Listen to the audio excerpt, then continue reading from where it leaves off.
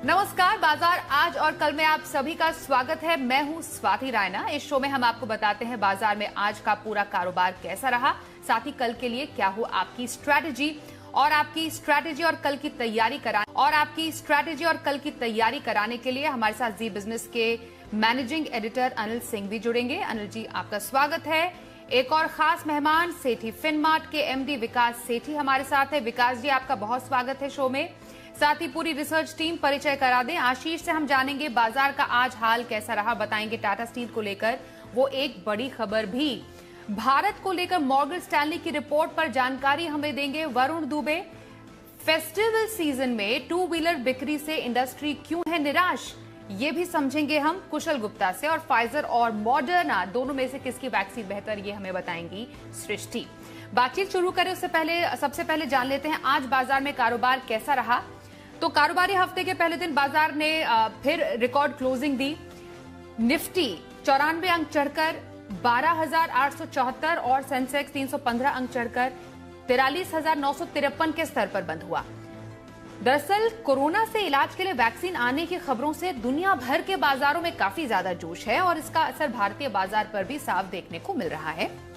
बाजार के आज की तेजी का सबसे ज्यादा फायदा दरअसल टाटा ग्रुप को मिला। टाटा ग्रुप के दो जो शेयर है जैसे टाटा स्टील और टाटा मोटर्स बाजार के सुपरस्टार रहे और दोनों शेयर 6% तक चढ़कर बंद हुए।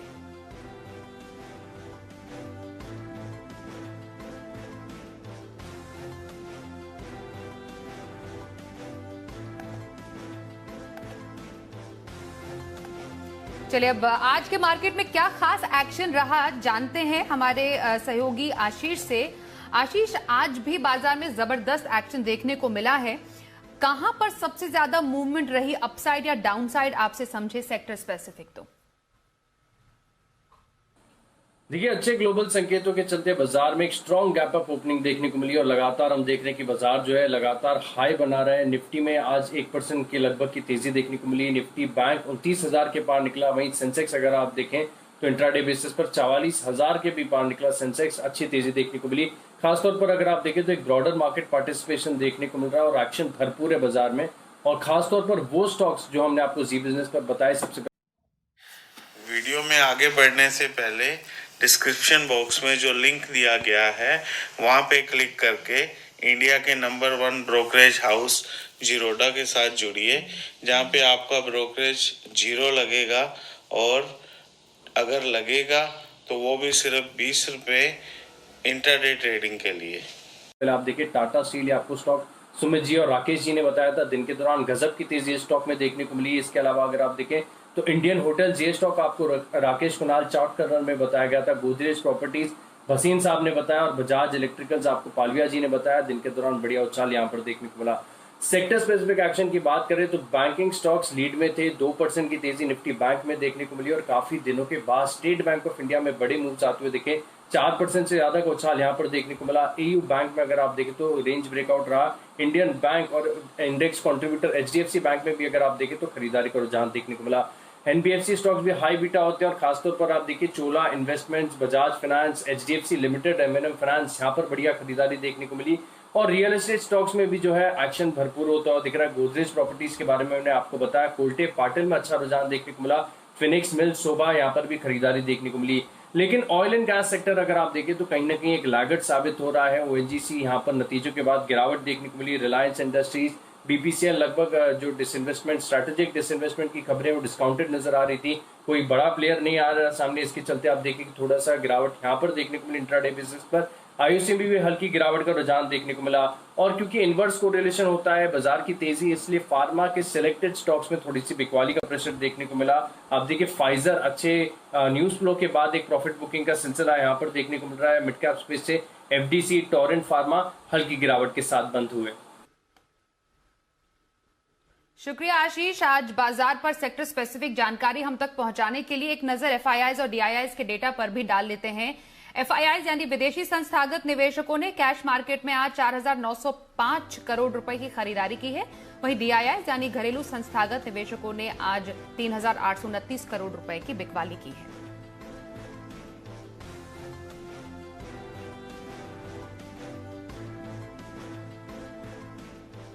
और आप सभी के लिए अब ये जरूरी खबर है, खासतौर पर उनके लिए जिनका अकाउंट लक्ष्मी विलास बैंक में है। आरबीआई ने लक्ष्मी विलास बैंक पर 1 महीने का मॉरेटोरियम लगा दिया है, साथ ही बैंक के विलय का प्रस्ताव भी दिया है। पूरी खबर अच्छे से समझते हैं हमारे सहयोगी ब्रजेश मिश्रा से।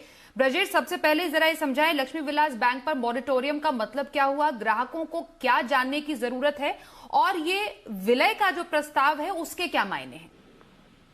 बिल्कुल, इसमें जो सबसे अहम बात है, अगर आप लक्ष्मी विलास बैंक के ग्राहक हैं तो 1 महीने तक जो है आप 25,000 रुपए से अधिक निकासी नहीं कर पाएंगे।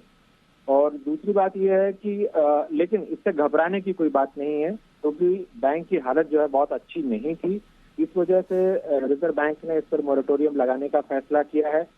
अगर देखें तो जो बीता कारोबारी साल था वहां पर बैंक को 836 करोड़ का घाटा हुआ था, जबकि इस कारोबारी साल में जो जून तक की तिमाही थी 112 करोड़ रुपए का घाटा था।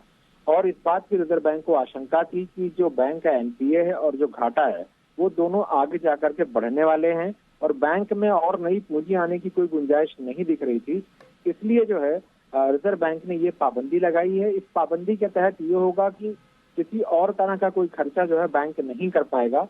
और साथ ही डीबीएस बैंक जो है, डीबीएस बैंक इंडिया, इसने एक प्रस्ताव दिया था लक्ष्मी विलास बैंक को मर्ज करने के लिए अपने साथ। तो इस प्रस्ताव को जो है रिजर्व बैंक ने आगे बढ़ाया है। इस प्रस्ताव पर सबकी राय मांगी है, और राय मांगने के बाद अंतिम फैसला जो है वो लिया जाएगा। संभावना ऐसी बात की ज्यादा है कि लक्ष्मी विलास बैंक का डीबीएस बैंक इंडिया के साथ मर्जर हो जाएगा। डीबीएस बैंक इंडिया को अगर देखें तो इसके पास जो पेरेंट कंपनी है, पूंजी बहुत है, भारत में कारोबार विस्तार करना भी चाहते हैं, लेकिन बहुत ज्यादा इनकी ब्रांचेस नहीं थी, तो इनको जो है बना बनाया सेटअप मिल जाएगा। जब तक ये पूरी प्रक्रिया जो है और जो विचार लिए जाएंगे, लोगों की राय ली जाएगी, इस बीच में जो है जो बैंक का कामकाज देखने के लिए केनरा बैंक के पूर्व चेयरमैन टीएन मनोहरन जो है वो एडमिनिस्ट्रेटर के तौर पर नियुक्त किए गए हैं। दूसरी बात ये कि जहाँ तक डिपॉजिटर्स की बात है तो उनके लिए चिंता की अभी तो कोई बड़ी वजह नहीं दिख रही है, क्योंकि एक मजबूत स्थिति वाले पूंजी वाले बैंक में मर्जर होने जा रहा है लक्ष्मी विलास बैंक का, ऐसा प्रस्ताव है। दूसरी जहाँ तक कर्मचारियों की बात है, जो लक्ष्मी विलास बैंक के कर्मचारी हैं, तो अभी जो ड्राफ्ट प्रस्ताव जो है उसमें अगर आप देखें तो उसमें इस बात को लिखा गया है कि मौजूदा जो सारे कर्मचारी हैं लक्ष्मी विलास बैंक के, वो नए बैंक में शिफ्ट हो जाएंगे, और लगभग जो उनकी सेवा की शर्तें हैं वो भी वही रहने वाली है। जी, बहुत शुक्रिया ब्रजेश इस पूरी खबर पर और ज्यादा जानकारी देने के लिए। लक्ष्मी विलास बैंक के ग्राहक 1 महीने यानी 16 दिसंबर तक 25,000 से ज्यादा रकम नहीं निकाल पाएंगे, क्योंकि रिजर्व बैंक ने लक्ष्मी विलास बैंक पर 1 महीने का मॉरेटोरियम लगा दिया है। काफी वित्तीय हालत खराब थी बैंक की, और मर्जर पर भी फिलहाल चर्चा और प्रस्ताव दिया गया है आरबीआई की तरफ से। आगे बढ़ते हैं और आज के एक्सपर्ट का रुख कर लेते हैं, विकास सेठी जी। विकास जी, आपसे सबसे पहले आज के मार्केट पर हम रुख लेंगे, रिएक्शन लेंगे कि कारोबारी हफ्ते के पहले दिन बाजार में अच्छी तेजी देखी गई है, मोमेंटम बरकरार रहता हुआ आप देख पा रहे हैं। साथ ही एक दिन की खरीदारी कल के लिए इंट्राडे के तौर पर कौन सा पिक, और हफ्ते भर की खरीदारी कहां करने की सलाह देंगे? बिल्कुल स्वाति, देखिए आज बाजार में एक शानदार तेजी का दिन था, और ये पिछले 8-10 दिन से हम देख रहे हैं कंटिन्यूअसली बाजार में एक तेजी का रुख बना हुआ है। एक तो इसके लिए सबसे ज्यादा सपोर्ट तो एफआईआईज की तरफ से आ रहा है, जो लगातार हमारे बाजारों में खरीदारी कर रहे हैं। फिर कल यूएस में जो खबरें आई, जो मॉडर्ना की वैक्सीन को 94.5% इफेक्टिव है, ऐसी यूएस के बाजार में एक शानदार तेजी बनी, उसका इफेक्ट पूरे दुनिया भर के बाजारों में देखने को मिला। तो वही आज के हमारे बाजारों में भी था, पर्टिकुलरली लेड बाई आपके बैंक्स है, एनबीएफसीज है, फिर मेटल्स है, इन सब में एक शानदार तेजी दिखाई दी, और लाइफ इंश्योरेंस स्टॉक्स में पर्टिकुलरली आज बहुत ही अच्छी तेजी थी। तो ये जो तेजी बनी हुई है और जिस तरह से एफआईआईज की खरीदारी है, मुझे लगता है बाजार में तेजी का मूड माहौल बना रहेगा। हालांकि इन लेवल्स पे थोड़ा कॉशियस रहना जरूरी है, क्वालिटी के साथ ही जाने की सलाह रहेगी। जहां तक कल के लिए इंट्राडे पिक का सवाल है, मेरी राय रहेगी कि कल बाजार में स्टेट बैंक ऑफ इंडिया कल के लिए भी मजबूत लगता है। आज भी इस स्टॉक में शानदार तेजी बनी है, बट मुझे लगता है जिस तरह की स्ट्रेंथ है और जो हाल ही में जो नतीजे आए, नतीजे के बाद से स्टॉक में हमने एक शानदार तेजी देखी। बैंक्स का जो सेक्टर है बिल्कुल फोकस में है, तो मुझे लगता है स्टेट बैंक ऑफ इंडिया में करंट लेवल्स पे खरीदारी करनी चाहिए। कल हो सकता है हम इसमें 250 तक के लेवल्स आते हुए देखें, तो 250 would be my target for tomorrow in state bank of India. Stop loss रहेगा 235 का। और जहां तक पोजिशनल पिक का सवाल है, पोजिशनल तौर पे मुझे आरईसी करंट लेवल्स पे अच्छा लग रहा है, जो कि आज 115 के लेवल पे बंद हुआ है। ये भी एक पावर फाइनेंस करने वाली कंपनी है, बहुत ही शानदार इसके फंडामेंटल्स है, वैल्यूएशन के लिहाज से बहुत ही सस्ता स्टॉक है। हाल ही में डिविडेंड भी 6 रुपए का डिविडेंड भी दिया है कंपनी ने। अगर पिछले पूरे साल का देखेंगे तो करीबन 11 रुपए का डिविडेंड दिया है, जो कि डिविडेंड यील्ड के हिसाब से भी 9.5% की डिविडेंड यील्ड बनती है। और ये स्टॉक भी मुझे लगता है बहुत ही बिटन डाउन लेवल्स पे ट्रेड कर रहा है। इस स्टॉक में करंट लेवल्स पे खरीदारी करने की सलाह है। स्टॉप लॉस रहेगा 105 रुपए का, टारगेट रहेगा 135 रुपए। इंट्राडे की खरीदारी एसबीआई में करने की सलाह विकास जी की, और आरईसी में पोजिशनल व्यू रखने की सलाह दे रहे हमारे आज के एक्सपर्ट विकास सेठी। विकास जी आपके पास लौटे उससे पहले एक और खबर का हम रुख करते हैं। सितंबर तिमाही में दमदार नतीजों के बाद टाटा स्टील ने अपने यूरोपीय कारोबार की रीस्ट्रक्चरिंग का ऐलान कर दिया है। क्या इसके मायने हैं, जरा समझते हैं। हमारे सहयोगी आशीष चतुर्वेदी से। आशीष जरा बताएं। देखिए, पिछले 4 दिनों में स्टॉक में 18% से ज्यादा का उछाल देखने को मिला है। दमदार नतीजों के साथ मैनेजमेंट ने यह भी बताया कि नीदरलैंड्स इकाई को बेचने के लिए वो एसएसईबी के साथ बातचीत कर रहे हैं। मैं आपको बता दूं कि एसएसईबी जो है स्वीडन के दिग्गज स्टील कंपनी जिसके साथ ये बातचीत कर रहे हैं, प्रॉफिटेबल बिजनेस है इनका नीदरलैंड्स में, जिसको ये बेचकर अपना कर्ज कम करना चाहते हैं। दरअसल अगर आप देखें तो मैनेजमेंट ने बताया कि अभी जो बातचीत है बहुत ही शुरुआती दौर में है और दिसंबर के अंत तक इसका जो ड्यू डिलिजेंस है वो पूरा होते हुए नजर आएगा। अब देखिए, डील काफी ज्यादा अहम हो जाती है टाटा स्टील के लिए, क्योंकि इनके कंसोलिडेटेड लेवल यानी संगठित आधार पर अगर आप देखें तो कंपनी का जो कर्ज है वो 1 लाख करोड़ के पार भी निकल चुका है। और यूरोपियन ऑपरेशंस में हम देख रहे हैं कि लंबे समय से दबाव देखा जा रहा है। हालांकि जो भारतीय जो कारोबार है इसको लेकर कमेंट्री काफी ज्यादा पॉजिटिव आई, लेकिन नीदरलैंड्स की इकाई बिकवाली करेंगे, उसके बाद जो है सरकार से बातचीत करेंगे अपने पोर्ट टैल्बर्ट प्लांट के लिए, और वहां पर जब कॉस्ट ऑप्टिमाइजेशन मेजर्स हैं वो अपनाएंगे ताकि जो ऑपरेशनल एफिशिएंसी है वो फर्दर एक इंप्रूव होते हुए नजर आएगी। दरअसल अगर आप देखें तो बाजार जो है काफी ज्यादा उत्साहित है इस डील को लेकर, क्योंकि FY17 में हमने देखा था कि कंपनी ने जो है थाइसन ग्रुप के साथ बातचीत करके एक प्रयास किया था। हालांकि जो यूरोपियन कमीशन है उसने उस पर कुछ रुकावटें लगा दी, इसके लिए जेबी सफल नहीं हो पाया। कर्ज में लगातार बढ़त देखने को मिली। इस बार अगर आप देखें तिमाही आधार पर करीब 8,000 करोड़ का कर्ज भी कंपनी ने कम किया है। तो काफी ज्यादा पॉजिटिव फैक्टर्स टाटा स्टील को निकलकर सामने आ रहे हैं। देखिए, ब्रोकरेज हाउस भी अगर आप देखें तो इस डील को थम्स अप ही दे रहे हैं। वो मान रहे हैं कि FY23 के अंत तक जो है कंपनी का जो कर्ज है वो 1 लाख करोड़ के पार जो है अब घटकर 70,000 करोड़ हो जाएगा। और नीदरलैंड्स की जो इकाई है इसकी बिकवाली करके कंपनी जो है अपने डेट को फर्दर 17,000 करोड़ तक रिड्यूस कर पाएगी, जिसके चलते हमने देखा कि स्टॉक में लगातार तेजी देखी जा रही है। शुक्रिया यहाँ पर आशीष आपका इस पूरी खबर पर और ज्यादा डिटेल जानकारी और अच्छे से समझाने के लिए हमें पूरी खबर को। आगे बढ़ते हैं और अपने शो के खास सेगमेंट शर्मा जी के ऑप्शन का रुख करते हैं।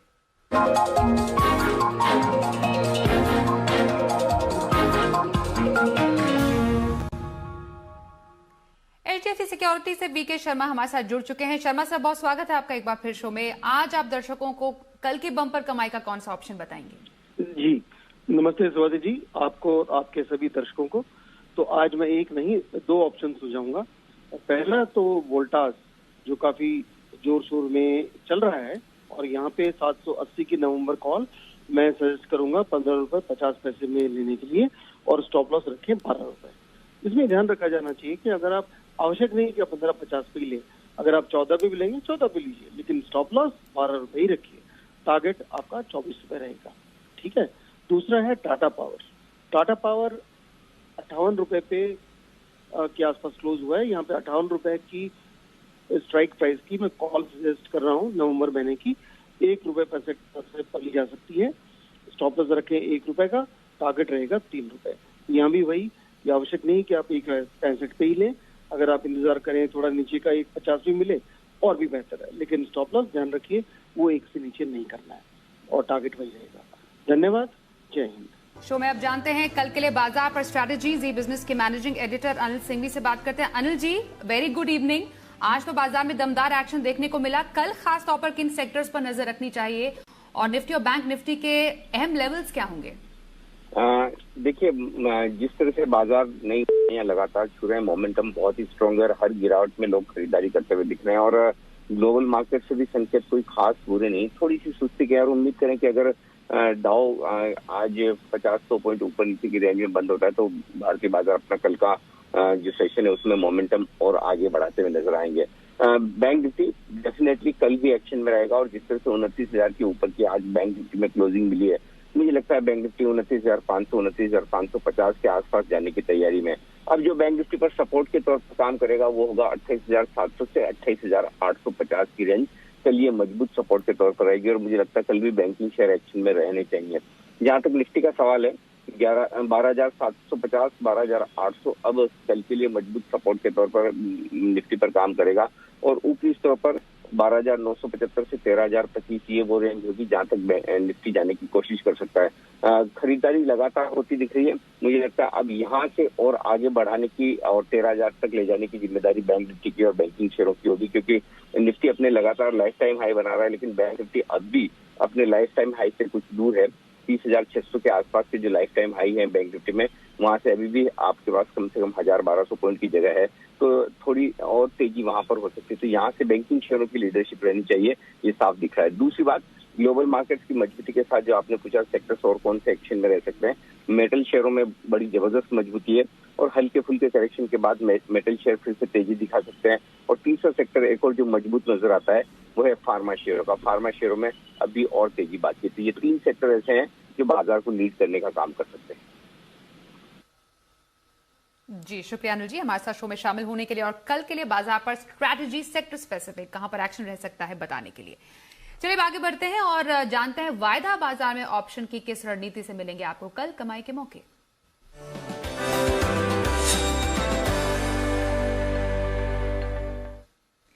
हमारे साथ फोन लाइन पर जुड़ चुके हैं एक्सिस सिक्योरिटीज के राजेश पालविया। राजेश जी बहुत स्वागत है आपका शो में। कल ऑप्शन के जरिए कहां पर मौके बनेंगे सर?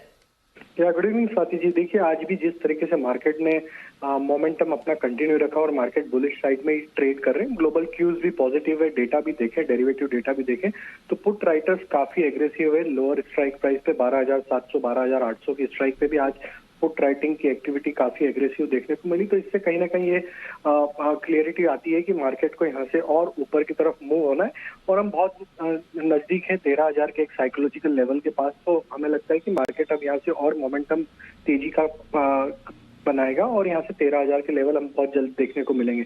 तो कल के सेशन में हम 12,900 का कॉल ऑप्शन बाय करने की सलाह देंगे जो कि इसी वीक की एक्सपायरी का है।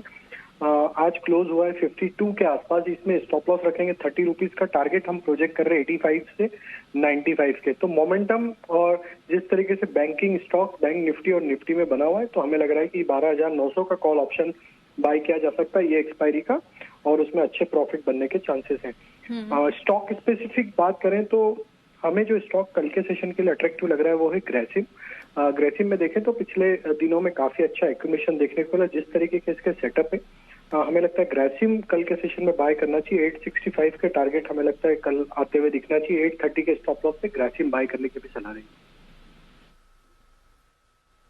शुक्रिया राजेश जी कल के लिए ऑप्शन की स्ट्रैटेजी हम तक पहुंचाने के लिए आपका। आगे बढ़ते हैं और अंत में विकास जी आपसे हम लॉन्ग टर्म की स्ट्रैटेजी जानना चाहेंगे, किस स्टॉक में रखने की आज सलाह देंगे? बिल्कुल स्वाति, जो लॉन्ग टर्म के लिए आज स्टॉक रिकमेंड करने जा रहा हूँ वो एक दिग्गज पेंट कंपनी है। ये एक लीडिंग पेंट और कोटिंग्स बनाने वाली कंपनी है। कंपनी का नाम है एक्सो नोबेल। एक एमएनसी कंपनी है, हेडक्वार्टर्स है हॉलैंड में और एक बहुत ही शानदार कंपनी है। सितंबर क्वार्टर के नतीजे बेहद ही शानदार थे। कंपनी ने जो प्रॉफिट पोस्ट किया वो था करीबन 66.28 करोड़ का, जो कि पिछले साल के 49.25 करोड़ के मुकाबले काफी एक रोबस्ट ग्रोथ दर्ज करी है। और ये जो परफॉर्मेंस है इसमें खास योगदान था, एक तो रॉ मटेरियल कॉस्ट काफी कम हुए, जो क्रूड के दामों में गिरावट आई है उसका फायदा देखने को मिला। फिर कंपनी ने कई कॉस्ट कंट्रोल मेजर्स भी लिए हैं और बाकी जिस तरह से ऑटो सेक्टर में डिमांड में रिवाइवल हुआ है उसका एक फायदा देखा जा रहा है। फिर रियल एस्टेट सेक्टर में भी बहुत अच्छी डिमांड चल रही है तो उसका भी पेंट कंपनीज को फायदा होना है। और बाकी फंडामेंटली एक सॉलिड कंपनी है, अच्छे ऑपरेटिंग प्रॉफिट मार्जिन है, रिटर्न ऑन इक्विटी अराउंड 20% का है, return on capital employed around 24.5%, एक जीरो डेट कंपनी है। इस स्टॉक पे मैं लॉन्ग टर्म के लिहाज से बुलिश हूँ। मुझे लगता है करंट लेवल्स जो कि आज ये 2030 के आसपास बंद हुआ है यहाँ पे खरीदारी करनी चाहिए। मेरा इसमें 9 से 12 महीने का 2700 रुपए का टारगेट। साल भर का नजरिया एक्सो नोबेल में रखने की सलाह विकास सेठी जी की। विकास जी बहुत शुक्रिया हमारे साथ शो में शामिल हुए। साथ ही हमारे तमाम रिसर्च एनालिस्ट हम तक खबर की और डिटेल्स और रिसर्च पहुंचाने के लिए आप सबका बहुत शुक्रिया। फिलहाल आज के शो में बस इतना ही।